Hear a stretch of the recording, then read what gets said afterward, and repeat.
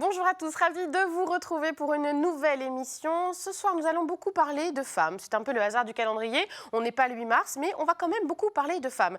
Nous parlerons d'abord de femmes isolées, des femmes en difficulté et d'un nouveau lieu qui leur est destiné. Ça s'appelle le 102 Gambetta et ça se trouve à Nantes. Notre journaliste Amandine Pohardy s'est rendue sur place et elle nous en a ramené un beau reportage. On recevra également une femme, donc Marlène Sieslik, au parcours étonnant. La jeune femme, elle a à peine 30 ans et pourtant elle a un CV plutôt impressionnant. Elle a été championne du monde de savate boxe française. Elle est aujourd'hui directrice adjointe du CHU de Nantes. Et si nous la recevons aussi ce soir, c'est parce qu'elle va bientôt partir la semaine prochaine en mission humanitaire en Haïti. Plutôt pas mal. Ce sera le portrait d'une hyperactive et d'une battante. Voilà notre programme. J'espère que vous êtes prêts. On démarre après la virgule.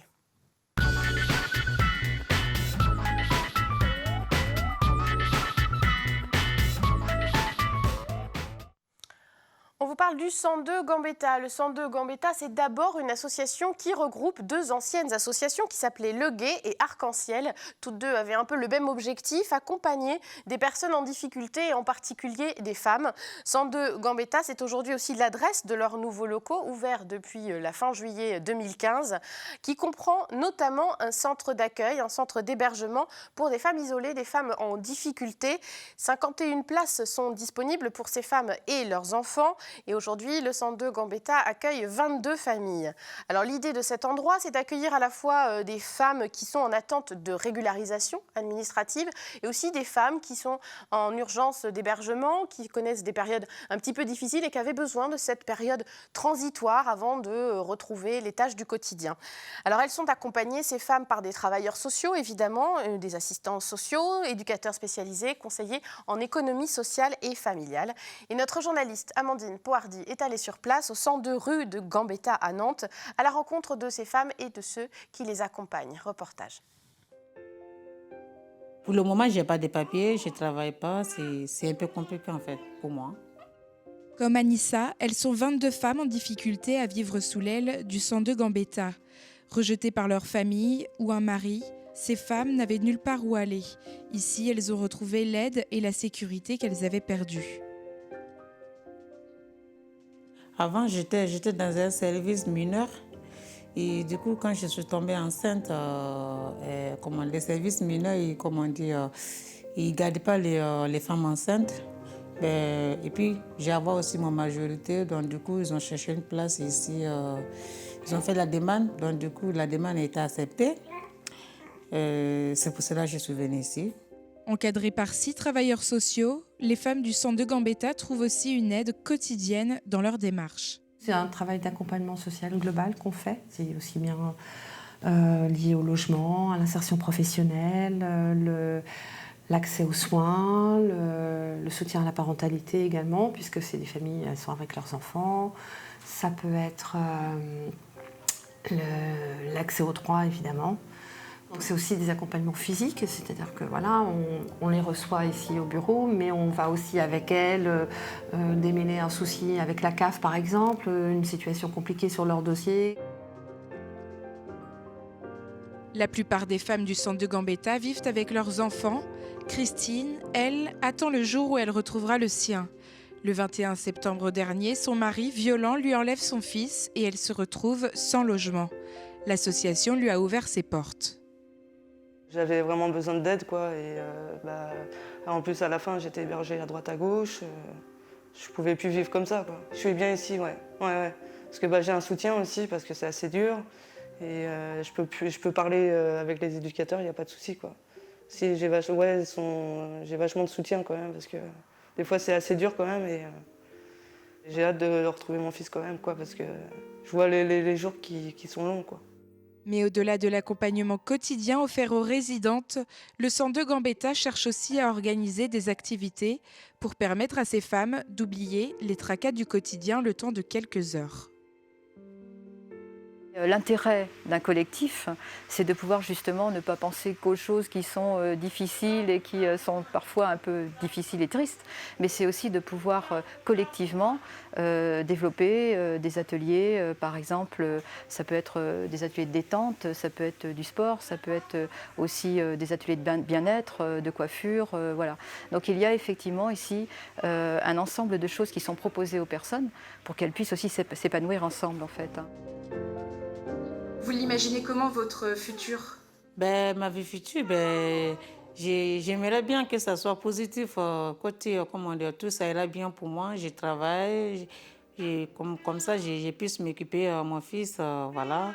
Je ne suis pas là comment dire, pour toute la vie. Hein, non, non, non. Voilà, un beau reportage signé Amandine Pohardi. Sachez que ces femmes qui sont accueillies au 102 Gambetta restent en moyenne 1 an avant de retrouver une vie plus autonome. Et tout de suite, on va recevoir notre invitée Marlène Sislik, une hyperactive battante. On la va.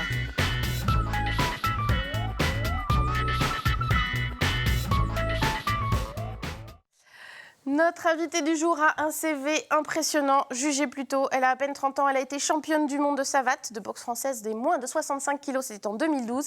Elle a également été médaille d'or au World Combat Games à Saint-Pétersbourg, c'était en 2013. Elle est aujourd'hui directrice adjointe du CHU de Nantes, responsable de dispositifs gérontologiques de la plateforme régionale d'information et d'orientation des maladies rares, c'est toujours ça? Exactement, Voilà, tout à fait. Et voilà, nous la recevons aussi ce soir, Marlène Sislik, que vous venez d'entendre, parce qu'elle va partir dans une semaine, le 2 mars, en mission humanitaire en Haïti pour 6 mois. Voilà, c'est un parcours qui nous a plu, qui nous a interpellés. On avait envie de vous recevoir ce soir. Alors bonsoir. Bonsoir. Et merci beaucoup d'être avec nous. Première question, on sait qu'elle est très importante. Est-ce que vos valises sont prêtes pour le départ? Alors, je finis le travail au CHU Nantes jeudi. Ouais. Donc, j'ai posé un jour vendredi pour me consacrer à ma valise. Mais j'y pense régulièrement. Donc, non, elles ne sont pas encore tout à fait finalisées. Parce que c'est un défi. Hein. Vous avez le droit qu'à 23 kilos. Vous partez pour 6 mois. Donc, il faut un peu le jeu de Tetris, quoi. Exactement. Qu'est-ce qu'on emporte, qu'est-ce qu'on n'emporte pas? Qu'est-ce qu'on sacrifie? Exactement. Donc, ouais, c'est assez compliqué. Et vous avez réussi ou pas? J'essaie d'être pragmatique, de prendre une liseuse au lieu de prendre des livres. Après, il y a des médicaments qu'on doit prendre, évidemment. Au niveau des habits, on doit en emmener quand même quelques-uns. Ouais. Et puis après, les affaires de toilette pour 6 mois. Oui, c'est ça. Bon. Ça prend de la place. Mais vous allez y arriver, vous avez une journée pour ça. J'aime les défis, donc. Et à une semaine du départ, justement, vous êtes dans quel état d'esprit? Est-ce que vous avez peur? Est-ce que vous avez hâte? Un peu des deux? Il y a 15 jours, j'étais pas forcément encore prête à partir, dans le sens où j'avais besoin d'avoir plus de lisibilité en termes de travail, de boulot. Et maintenant, je vois que je boucle tout au CHU. Je me sens prête et là, j'ai envie d'être sur le terrain. Si je pouvais décoller demain, je serais contente. Voilà, vous avez la tête plus légère, plus disponible. Maintenant, je me sens prête à partir. Pour cette aventure. Exact. Alors, vous avez fait aussi une petite vidéo d'au revoir, qui est plutôt sympa, assez perso aussi, hein, qui parle de vous, de votre famille, qui parle de ce départ, avec des paroles que vous avez écrites et une mélodie que vous allez reconnaître. Je vous propose d'en découvrir un petit extrait. Prix Nobel de la paix, amplement mérité, MSF me faisait rêver. Cet assaut, un symbole, une grande gueule sans parure, qui ne fait pas que guérir les blessures. Une sélection drastique, une annonce numérique, direction Haïti pour Sieslik. Tremblement puissance 7, une petite vie chamboulée, les bagages rapidement faut boucler. Au revoir CHU, Maya IRMS, je tiendrai ma promesse.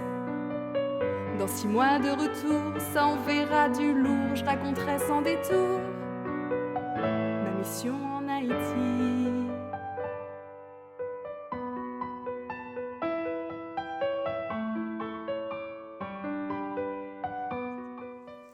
Donc vous aurez reconnu Mistral gagnant de Renault, une réadaptation avec vos paroles à vous. Donc on découvre que vous avez aussi des talents de parolière, comme si ça ne suffisait pas. J'aime bien écrire. Ouais. Et votre cousine, donc Pauline, qui chante. C'est vrai qu'elle est très chouette cette vidéo. Je vous invite à aller la regarder sur YouTube dans son intégralité. Et un petit message à la famille qui m'a presque fait pleurer, bon, à la fin, j'avoue. Voilà, en tout cas, pour dire que vous partez avec MSF, on l'a vu, donc pour cette mission en Haïti. Pourquoi vous avez eu envie de partir? Alors, c'est un projet qui mûrit depuis longtemps. Depuis que je suis à la fac, je donne à des associations et j'ai envie de partir. Maintenant, j'attendais de construire les choses et d'acquérir des compétences valables pour une association. Et du coup, voilà, j'ai candidaté en août et MSF m'a reçu en entretien. Et puis, tout est allé assez vite. Et en janvier, on m'a proposé de partir en Haïti.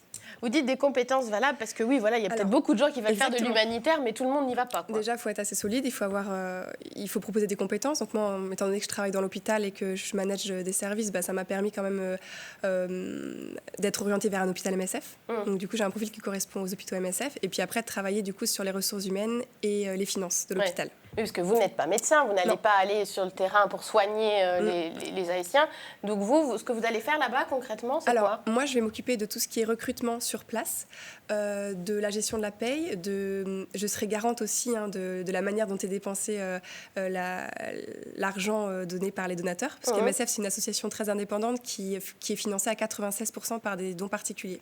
Donc elle est vraiment autonome et indépendante. Mais vous veillez à ce que cet argent soit bien utilisé. Exactement, en fait, ce sera mon travail, tout à fait. Et comme je suis donatrice, je serai d'autant plus attentive. Oui, voilà, vous serez doublement concernée, évidemment. Alors vous n'allez pas non plus dans n'importe quel hôpital. C'est l'hôpital qui s'appelle Drouillard, c'est ça, oui. À Port-au-Prince, la capitale d'Haïti. Et qui s'occupe ? Alors cet hôpital, il s'occupe depuis 1 an essentiellement des grands brûlés. Et uniquement des grands brûlés, parce que depuis le séisme, il n'y avait pas d'hôpital dédié aux grands brûlés. Et donc MSF a développé cette spécialité. Et puis parce qu'il y a énormément d'enfants qui se blessent, qui se brûlent dans des maisons qui sont souvent très, très étroites et très, très exiguës. Et du coup, dans la même pièce, les enfants jouent, on fait la cuisine, on se repose, et on court et on se prend l'huile, l'eau chaude, et puis on finit à l'hôpital. Ouais. Et donc là, ils sont vraiment bien pris en charge par l'hôpital de Drouillard. Et donc ça doit être assez difficile aussi psychologiquement de voir tout ça. Ça va être très dur. On dit souvent, les médecins, les infirmiers nous disent les grands brûlés, c'est vraiment une spécialité qui est assez difficile. Et du coup, je me suis préparée. Je suis allée au CHU Nantes dans un service du professeur Dutheil. Et donc, je me suis, entre guillemets, acclimatée à ce service que je ne connaissais pas du tout. D'être confrontée à ce type de malade. Exactement.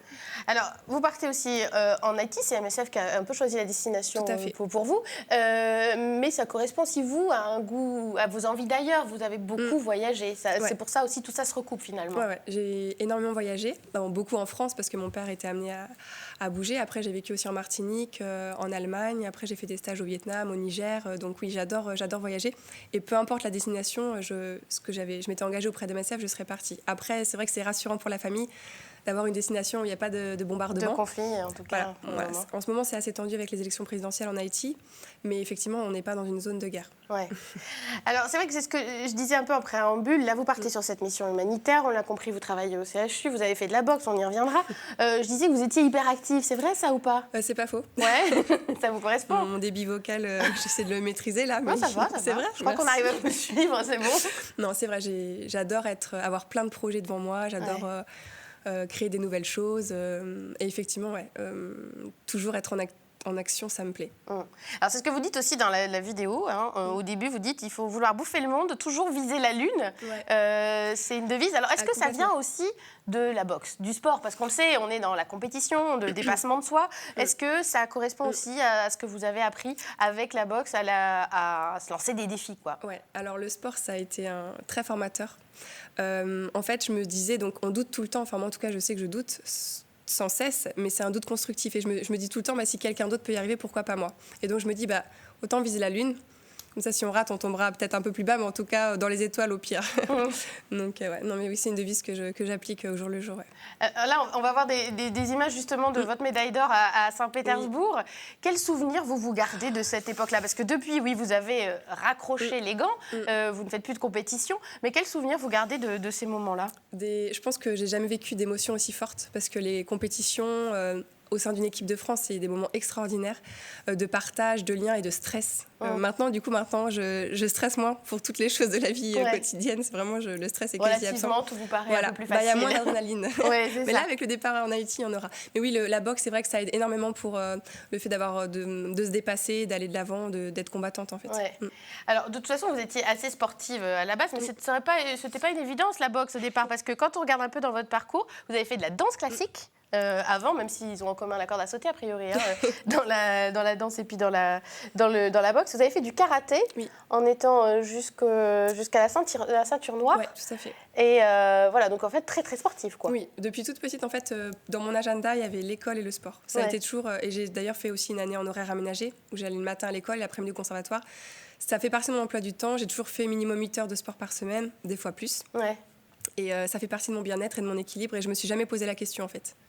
Voilà. Et la boxe, pourquoi c'est ça qui vous a finalement le plus plu et le plus retenu? La boxe, c'était le coup de foudre. Après, j'aurais pas été, je pense, aussi bonne en boxe si j'avais pas eu les bases de la danse classique avec le côté rigoureux, rapidité, de karaté aussi, qui est un sport quand même assez complet. Et puis après, il y a le coup de foudre avec les entraîneurs, avec les partenaires, avec tout ce que la boxe française véhicule comme valeur. On parle des 4 E, éthique, éducation, efficacité et le dernier, j'étais sûre que j'allais l'oublier. Endurance peut-être? Faut la regarder sur internet. Non, c'est pas endurance. Si vous avez quelqu'un peut nous appeler pour nous filer un petit coup de main. Voilà. Éthique. Vous l'avez déjà dit le 4. On va vérifier ça après. En tout cas, même si vous avez raccroché... Esthétique. Esthétique, c'était celui-là. Esthétique, éthique, voilà. Les 4 sont là. Là, on voit des images de vous aussi à l'entraînement. Donc, je disais, vous avez raccroché les gants. Mais vous continuez aussi à transmettre la boxe de plusieurs façons. Oui. Alors, j'ai voulu pouvoir enseigner. Donc, j'ai passé mon monitorat l'année dernière. Et du coup, j'interviens de temps en temps au centre de détention de Nantes auprès de détenus. Mais ça se passe très, très bien. On a aussi créé une association boxe française au sein du CHU Nantes. Donc, du coup, avec un collègue, William Paul, on entraîne. Bon, c'est surtout lui en ce moment qu'entraîne parce que je suis très prise. Et puis, je fais partie au sein de la Fédé du comité directeur de la Fédération française de salle de boxe française, qui me permet aussi d'acter sur les actions stratégiques de la BF. Donc, du coup, je m'implique à une autre échelle. Donc. Voilà, BF, c'est boxe française, excusez-moi. Ouais, c'est pas grave, on avait traduit. Mais on se dit, bon, voilà, donc elle est hyper active. Et comment elle fait aussi même dans 24 heures d'une journée pour faire tout ça? C'est quoi votre secret? C'est minuté. Dites-nous. Ouais, je suis très organisée, j'anticipe beaucoup. Je fais aussi les choses. J'essaie de les faire bien, mais je les fais vite aussi. Ouais, donc j'aime pas perdre du temps. Ouais. Par contre, je peux aussi me relaxer en week-end avec ma famille. J'arrive à m'arrêter. Oui, quand même. Vous savez faire pause. Oui, il faut, sinon c'est pas possible.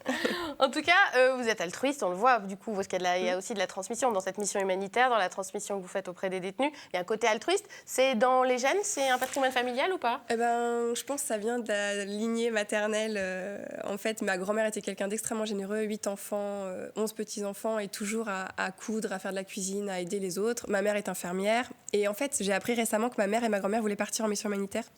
Et en fait, quand je leur ai... Vous réalisez un rêve qui était dans votre... dont elle ne m'avait pas parlé. Ouais. Et donc là, je l'ai appris quand je leur ai dit, je pars en mission. La transmission inconsciente, mais oui, c'est un nouveau truc. C'était assez génial. C'est pas mal, c'est une belle histoire. Et pourtant, vous auriez pu être comédienne aussi. Hein, c'est ce qu'on découvre. Vous avez fait du théâtre au lycée. J'ai fouillé, attention. Bravo, chapeau. Voilà. Et que vous aimez beaucoup aussi, d'ailleurs, la littérature. Vous êtes aussi quelqu'un de l'écrit. Oui. Donc vous auriez pu être comédienne. J'avoue qu'en sortant du lycée, j'ai fait un lycée avec une terminale L, option théâtre lourd, donc on en faisait 8 heures par semaine, c'était génial. Et du coup, j'hésitais à faire le conservatoire ou à partir en fac de droit. Et puis, je pense que peut-être que j'avais fait énormément de théâtre, donc j'avais peut-être envie de voir autre chose aussi. Mais j'avoue que le théâtre, j'adore. Ouais, ça reste quand même une passion. Oui, complètement. Alors, sur la littérature aussi, on apprend que dans la formation MSF, on vous pose une question, genre, si vous étiez sur une île déserte, qu'est-ce que vous emmèneriez? Et vous avez dit Don Quichotte. Don Quichotte de Cervantes, que j'ai dévoré, que j'ai adoré. En fait... Donc là, vous l'amenez sur votre liseuse, du coup. Du coup, moi, j'ai déjà lu, donc je vais en mettre d'autres, parce que comme j'aime pas lire les livres 2 fois, mais quoique celui-ci, je pense qu'on peut le lire 10 fois, on découvre sur des choses. Mais c'est vrai que c'était pas très adapté, ma réponse, parce que les autres ont répondu un hélicoptère, un briquet, un purificateur d'eau. C'est en plus MacGyver que vous, quoi qu'avec. Et du coup, je me suis dit, mince, c'est vrai que je pourrais pas survivre longtemps avec Cervantes, ça m'apporterait pas grand-chose. On peut faire des attelles, je crois, avec des livres. Peut-être, ouais. Voilà, en tout cas, aussi, on voit Oscar Wilde dans la vidéo, donc de la littérature. Et puis, votre travail aussi, c'est vrai que c'est quand même une sacrée responsabilité, directrice adjointe du CHU de Nantes. Dans la vidéo, une fois encore, je m'en suis beaucoup inspirée, vous parlez du plafond explosé, des bouts de verre à vos pieds, et il faut dire que l'ascenseur a marché. Donc voilà, on pense plafond de verre, ascenseur social, évidemment. Ça veut dire que... Alors le plafond de verre, c'est souvent ce dont on parle pour les femmes, quoi, qu'à un moment donné, on a une limite. Complètement. Bon, là, vous l'avez explosé, la limite, alors. Vous n'avez pas eu d'obstacle dans votre parcours du fait que vous soyez une femme, par exemple? Voilà, peut-être que le fait que je fasse énormément de sport ou le fait aussi d'avoir des parents qui nous mettent en confiance fait qu'effectivement, je me suis jamais posé la question, mais je pense qu'il y a beaucoup de femmes qui se censurent, qui doutent et qui, du coup, ne vont pas jusqu'au bout de leurs rêves.